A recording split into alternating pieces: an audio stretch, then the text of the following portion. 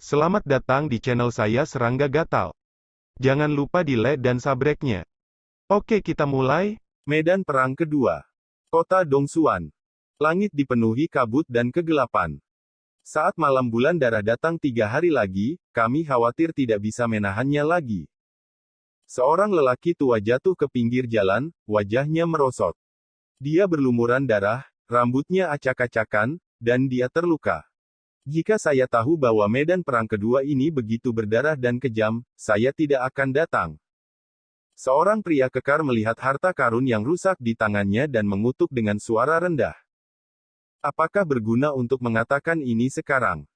Seorang tahu dengan lengan patah mendesah pahit. 2 bulan lalu, medan perang ekstrateritorial dibuka. Sekelompok praktisi kuat dari alam mendalam timur memasuki kota mendalam timur di medan perang kedua untuk pertama kalinya. Pada saat itu, ada lebih dari 300 orang di alam Tao di Dongsuan Yu. Tapi 2 bulan kemudian, hanya ada 20 orang yang tersisa di kota. Yang lain, baik setelah meninggalkan kota Dongsuan, diburu oleh pembangkit tenaga listrik di domain lain. Ada yang tewas dalam pertempuran kota, di malam bulan darah, bulanan. Sekarang, hanya ada lebih dari 20 orang yang tersisa, dan mereka semua terluka. Dibandingkan dengan jajaran 3 domain lainnya, domain Dongsuan kami memang terlalu lemah. Seseorang menghela nafas. 3 domain lainnya, domain Beiyuan adalah yang paling kuat dan mengumpulkan para ahli. Yang kedua adalah wilayah dingin barat. Bahkan Nanhuoyu, yang dulunya berada di dasar Dongsuan Yu, telah melihat banyak tunggul keras kepala yang mengerikan kali ini. Di sisi lain, di sisi Dongsuan Yu, hampir semuanya adalah roh mati. Bahkan belum lama ini, kekuatan kutukan pada tubuh mereka masing-masing terangkat, dan tubuh mereka dibentuk kembali, namun kekuatan mereka jauh dari puncaknya. Di kejauhan, teriakan sedih terdengar. Seorang wanita dengan rambut acak-acakan jatuh ke tanah, memeluk erat kemeja bernoda darah, menangis serak. Yang lain tampak kosong saat melihat ini. Dalam 2 bulan terakhir, mereka telah melihat banyak kematian, dan hati mereka telah lama mati rasa. Omong-omong, jika bukan karena beberapa tahun terakhir, nama keluarga Su membunuh terlalu banyak rekan Taois, bagaimana mungkin kami kehilangan begitu banyak? Tiba-tiba, seorang pria berjubah perak menggertakkan giginya, matanya dipenuhi kebencian. Banyak orang tampak ragu-ragu. Anda tidak bisa mengatakan itu. Dalam analisis terakhir, kami terlalu lemah.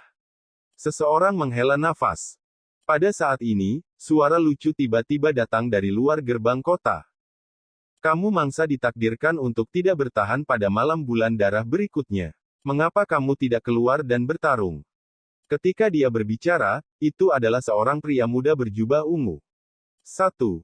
Membosankan, sekelompok mangsa yang ketakutan, jika Anda tidak perlu memburu Anda untuk mengumpulkan catatan, saya tidak akan repot-repot melakukan apapun kepada Anda. Pemuda berjubah ungu menggelengkan kepalanya, mendarat di udara, dan kembali ke perkemahan. Di kota Dongsuan, suasana semakin mencekam. Suramnya suram. Semuanya, apakah kita hanya menunggu untuk mati? Pendeta Tao dengan lengan patah itu berbicara dengan suara yang dalam. Di medan perang kedua, setiap orang kuat di dunia ini memiliki kam yang terlindung dari angin dan hujan. Mereka adalah kota Dongsuan, kota Beiyuan, kota Nanhuo, dan kota Xihan. Tapi setiap bulan, bulan darah akan muncul di langit malam. Pada saat itu, kekuatan aturan keempat kota ini akan menghilang, dan mereka tidak akan bisa lagi melindungi yang kuat di kota. Dan setiap kali Blood Moon Night muncul, sering kali merupakan waktu terbaik bagi musuh asing untuk menyerang kota. Dalam 2 bulan terakhir, alasan mengapa Dongsuan Yu menderita banyak korban adalah ketika malam bulan darah muncul, orang-orang kuat dari alam lain bergegas ke kota. Dan sekarang, hanya ada lebih dari 20 orang kuat di pihak Dongsuan Yu. Semua orang tahu bahwa ketika malam bulan darah berikutnya tiba, orang-orang ini ditakdirkan untuk lebih beruntung. Apa yang harus saya lakukan? Selain menunggu kematian, apa lagi yang bisa saya lakukan? Pria kekar itu tampak sedih. Luar kota telah diblokir oleh orang-orang, selama Anda melarikan diri, Anda akan segera diburu oleh musuh. Mungkin, kita masih punya kesempatan untuk hidup. Tiba-tiba, lelaki tua berlumuran darah itu membuka mulutnya. Satu kalimat menarik banyak mata. Peluang apa? Pria kekar akan curiga. Pria tua itu menarik napas dalam-dalam dan berkata dengan sungguh-sungguh, tunggu rekan Daoisu datang. Dalam satu kalimat, tidak banyak penjelasan, tapi semua orang sudah mengerti maksud dari orang tua itu. Tiba-tiba ada keributan di lapangan, dan orang-orang terlihat berbeda. Tidak ada yang meragukan bahwa Sui tidak dapat memasuki medan perang kedua. Selama mereka memahami kekuatan Sui, semua orang akan tahu bahwa bahkan jika mereka membunuh medan perang pertama, itu akan mudah bagi Sui. Seseorang ragu-ragu, tapi apakah kita masih punya waktu untuk menunggu sampai rekan Daoisu muncul? Sekarang, tinggal 3 hari lagi menuju malam bulan darah berikutnya. Jadi, ini hanya peluang yang tidak pasti. Pria tua itu tersenyum kecut. Salah, menurutku, bahkan jika bermarga Su ada di sini, dia tidak bisa membantu kita. Pria berjubah perak itu berkata dengan ekspresi muram, jangan lupa, pasukan di belakang kita semua telah berperang melawan orang itu. Bagaimana dia bisa membantu kita? Kata-kata itu membuat semua orang terlihat sedikit sedih. Ini memang benar. Di masa lalu, Taois Taiko utama dan banyak kekuatan abadi menganggap Sui sebagai musuh publik. Belum tentu. Orang tua itu berkata dengan sungguh-sungguh, beberapa waktu yang lalu, semua Taois kuno yang hebat di dunia telah memilih untuk menyerah kepada sesama Taois Su. Oleh karena itu, saya diminta untuk menunggu kesempatan untuk mengangkat kutukan itu di tubuhku. Belum lagi, selama rekan Taois Su tiba di medan perang kedua, dia akan menjadi anggota Kamdong Suanyu. Mengapa dia bisa berdiri di sela-sela? Karena beberapa dendam masa lalu. Menurut pendapat saya, sesama Taois Su bukanlah orang seperti itu. Orang tua itu akhirnya berkata, nada suaranya menjadi tegas. Hanya tinggal 3 hari lagi, apakah rekan Taois Su akan datang? Saya rasa saya tidak bisa mengandalkannya. Seseorang bergumam, wajahnya pucat. Yang lain juga kesal. Suasana semakin hari semakin membosankan. Yang tidak diperhatikan semua orang adalah bahwa di bawah atap jalan di kejauhan, sesosok tinggi berdiri dengan tenang. Sui yang baru saja tiba di medan perang kedua. Dia telah mendengarkan percakapan semua orang. Melihat bahwa karakter-karakter di level Dao telah jatuh ke level yang menyedihkan, Sui tidak bisa menahan diri untuk tidak menghela nafas. Tampaknya bencana apokaliptik yang melanda dunia hanya muncul di domain Dongsuan, dan 3 domain lainnya tidak terpengaruh. Sui diam-diam berkata, kalau tidak, Kam Dongsuanyu tidak akan kalah begitu parah. Dia sedang berpikir ketika suara pemuda berjubah ungu tiba-tiba terdengar lagi di luar kota Dongsuan. Jam berapa sekarang, rekan Taois Su? Apakah Anda mengharapkan seseorang untuk membantu Anda? Tidak diragukan lagi, meskipun pemuda berjubah ungu berada di luar kota, dia telah memperhatikan pergerakan di kota, dan telah mendengar percakapan para ahli di wilayah mendalam timur. Dengarkan nasihatku, cuci lehermu dengan patuh, dan berjalan keluar kota. Kursi ini selalu baik dan akan memberimu waktu yang menyenangkan. Simpan agar kamu tidak merasakan rasa sakit kematian. Di luar kota, pemuda berjubah ungu itu menyeringai. Dia berbaring santai di kursi, suaranya sarkastik bergema di antara langit dan bumi. Wajah pembangkit tenaga listrik domain Dongsuan di kota menjadi semakin suram. Pada saat ini, suara langkah kaki datang dari jalan yang jauh. Meskipun sedikit, namun sangat jelas dalam suasana yang sepi dan menyedihkan ini. Pembangkit tenaga listrik Dongsuanyu tanpa sadar menoleh. Di dunia yang gelap dan suram, sosok tinggi datang dari kejauhan. Jubah hijau itu seperti batu giok, tampan dan elegan. Ini Sui. Semua orang tidak bisa tidak terkejut, seolah-olah mereka tidak bisa mempercayai mata mereka sendiri. Su Tuan Su. Seseorang berbicara dengan suara gemetar. Setelah itu, pembangkit tenaga listrik Dongsuanyu yang terluka semuanya berdiri, masing-masing dengan ekstasi di wajah mereka, seolah-olah orang-orang yang akan tenggelam meraih sedotan penyelamat. Tuan Su, ini benar-benar Anda. Pria tua berlumuran darah itu berkata dengan penuh semangat. Pada saat ini, bahkan pria berjubah perak yang sangat kritis terhadap Sui sebelumnya menunjukkan ekspresi bahagia, dan segera menundukkan kepalanya dengan hati nurani yang bersalah. Karena, kata-katanya sebelumnya tidak menghormati Sui. Sui terlihat tenang, tapi hatinya bergejolak. Dalam situasi ini, emosi milik Wang Ye ke-6 berkobar di dadanya.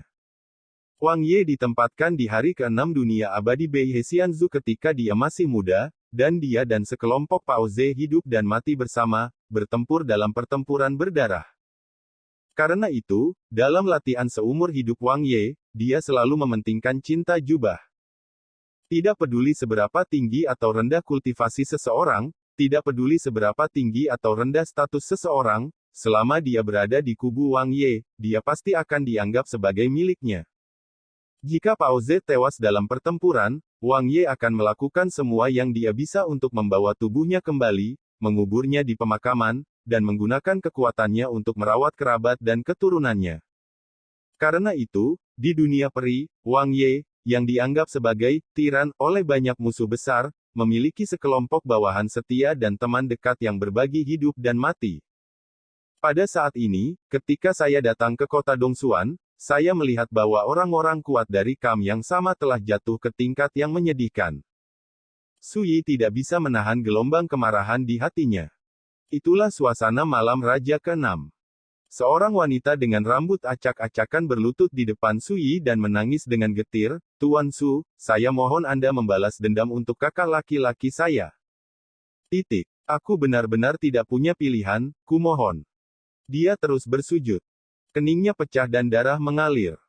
Sui berhenti, memandang wanita yang berlutut dan bersujud, dan berkata, "Bangun, aku tidak suka dimohon berlutut." Wanita itu membeku, tetapi tidak bangun.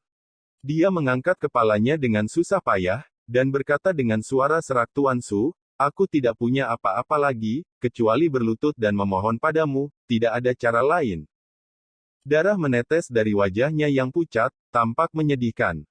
Tapi dia mengabaikan ini dan hanya berlutut di sana, menatap Sui di depannya. Pada saat ini, lelaki tua berdarah itu melangkah maju dan berbisik, "Tuan Su, namanya Zhan Yun, pada malam bulan darah belum lama ini, kakak laki-lakinya si Gubei selamatkan dia dari dibunuh oleh musuh besar di wilayah dingin barat." Setelah berbicara, lelaki tua itu menghela nafas. Sui mengangkat tangannya dan menunjuk ke kemeja bernoda darah yang dipegang erat-erat di lengan wanita itu, dan berkata, "Ini milik kakakmu." Wanita itu mengangguk dan berkata, "Kakak senior, untuk menyelamatkanku, dia dihancurkan berkeping-keping dengan metode rahasia, dan jiwanya terhapus, hanya menyisakan kemeja yang rusak ini." Berbicara, dia menangis lagi, "Jika bukan karena aku, kakakku tidak akan mati begitu menyedihkan." Seseorang yang nyata yang telah muncul dari alam Tao, sedang duduk di tanah saat ini, patah hati. "Yoho, nama keluarga Su yang kamu bicarakan benar-benar ada di sini." Tiba-tiba, suara pemuda berjubah ungu bergema di luar kota, "Apakah kamu berani membiarkan dia pergi ke luar kota untuk melihatnya?" Suara itu menyebar ke kota. Semua pembangkit tenaga listrik di Dongsuanyu tanpa sadar menatap Sui. Sui tampak tidak sadar, memandang wanita yang berlutut di sana, dan berkata, "Sejujurnya, aku tidak punya belas kasihan atas apa yang terjadi padamu." Wanita itu berlutut di sana dan tidak berkata apa-apa. "Karena kamu ingin balas dendam, mengapa kamu menangis seperti ini? Mengapa kamu berlutut di depan orang luar sepertiku?" Nada suara Sui acuh tak acuh, "Aku tidak punya tulang punggung. Jika aku adalah kakak laki-lakimu, seharusnya aku tidak menyelamatkanmu sejak awal." Setelah mengatakan itu, dia menggelengkan kepalanya dan berjalan ke depan. Jangan lihat wanita itu lagi. Semua orang tercengang dan saling memandang.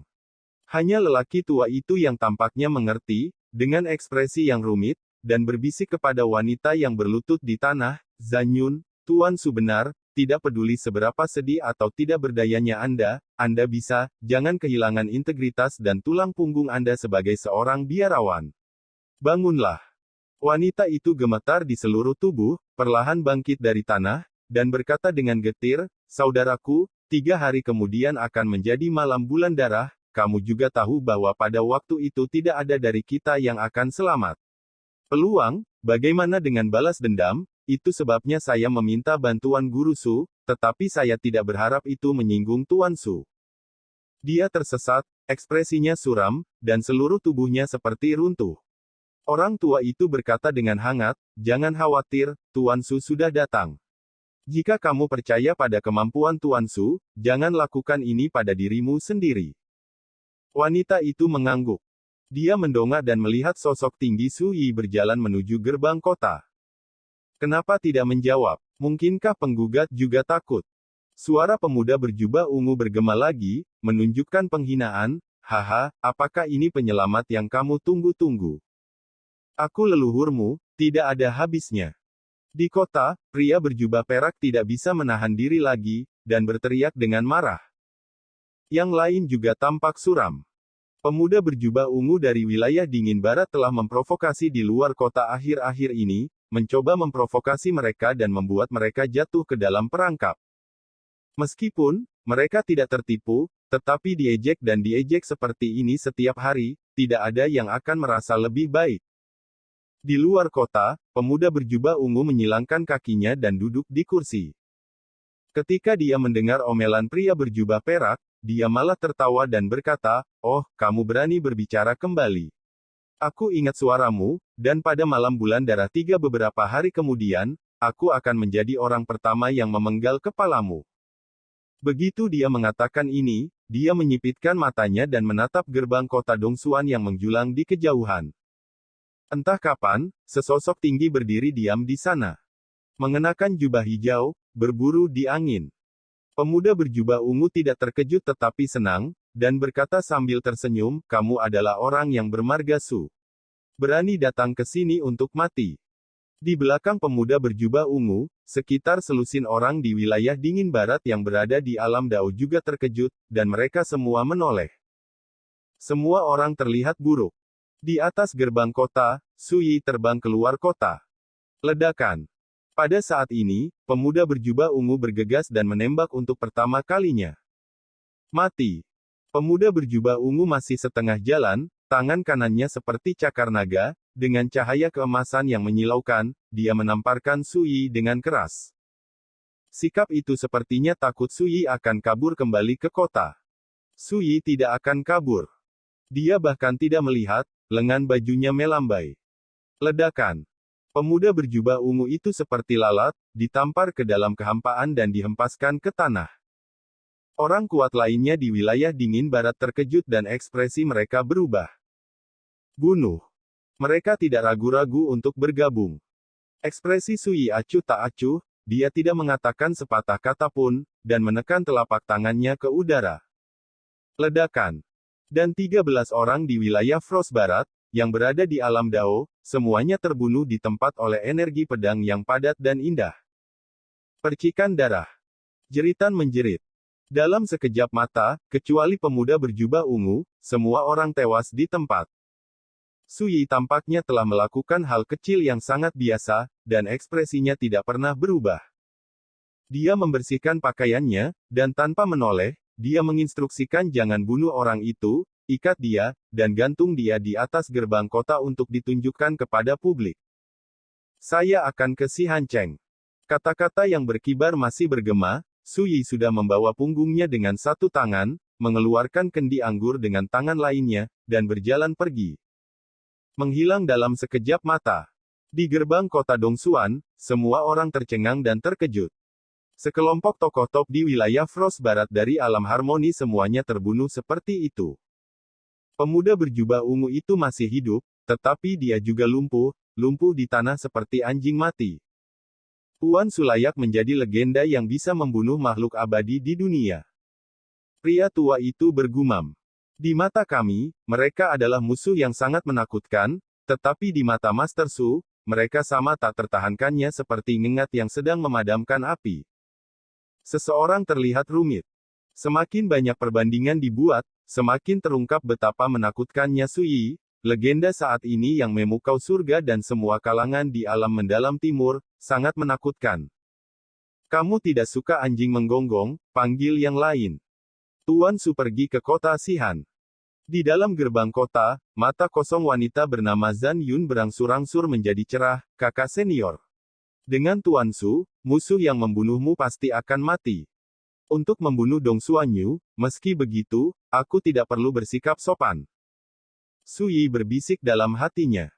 Dia selalu bertindak dalam hidupnya, dan selalu bahwa orang tidak menyinggung saya, dan saya tidak menyinggung orang lain. Jika Anda tidak memprovokasi dia, tidak peduli dari domain mana biksu itu berasal, dia tidak akan peduli. Tapi kali ini, dia memutuskan untuk melakukan sesuatu untuk Dong Xuanyu. Tanpa dia, tidak ada kedamaian.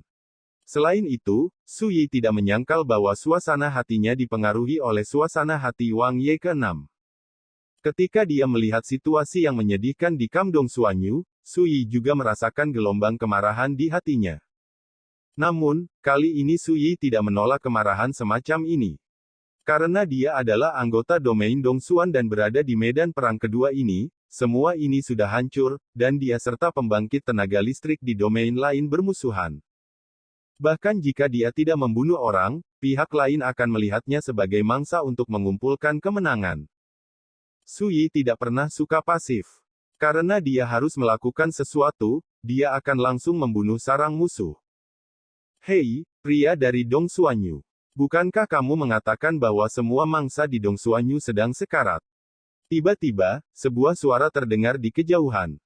Sekelompok ahli dari wilayah kebakaran selatan mencari peluang di gunung dan sungai. Pada saat ini, mereka semua memperhatikan Su Yi menyapu dari bawah langit di kejauhan. Hei, bukankah ini hanya tawaran untuk kita? Jangan ambil semuanya, aku akan memesan mangsa ini. Seorang pria berjubah hitam naik ke langit. Hujan darah seperti air terjun. Diikuti oleh telapak tangan Su Yi dan ditekan. Ledakan. Sosok Su Yi sudah lama menghilang. Setelah basis kultivasi menginjakkan kaki di ranah transformasi, lawan seperti itu menjadi semakin tak tertahankan. Su Yi menggelengkan kepalanya sedikit. Belum lagi, sekarang dia adalah alam kultivasi yang sebenarnya. Kota dingin barat. Dekat gerbang kota, banyak biksu yang keluar masuk, pemandangan yang ramai. Ini adalah tempat di mana semua orang di wilayah dingin barat ditempatkan. Sialan, seorang pria dari Dong Xuanyu, bagaimana bisa ke situs kami? Tiba-tiba, seseorang berteriak kaget. Tiba-tiba, di sekitar gerbang kota, banyak orang kuat di wilayah dingin barat berhenti dan melihat ke atas. Saya melihat di bawah langit, sesosok tubuh tinggi melangkah menuju kehampaan. Itu adalah orang kuat di Dong Xuanyu. Dan adegan ini membuat semua orang hampir curiga bahwa mereka salah. Di medan perang kedua hari ini, siapa yang tidak tahu, pusat kekuatan kamp Dong Xuanyu hampir terbunuh. Bahkan di dekat gerbang kota, mereka diblokir oleh kekuatan dari wilayah dingin barat mereka. Tapi sekarang, seorang pemuda dari wilayah Dong Xuan muncul dengan sikap megah dan mendekati kota Sihan mereka. Siapa yang tidak kaget? Tiba-tiba terdengar ledakan tawa, mangsanya dikirim ke pintu, enakan. Kalau begitu coba, siapa yang bisa membunuh mangsa ini? Oke, coba saja. Bunuh. Suara itu masih bergema, dan sosok-sosok terangkat ke udara, membunuh Su Yi. Sekian dulu dari Mimin. Terima kasih.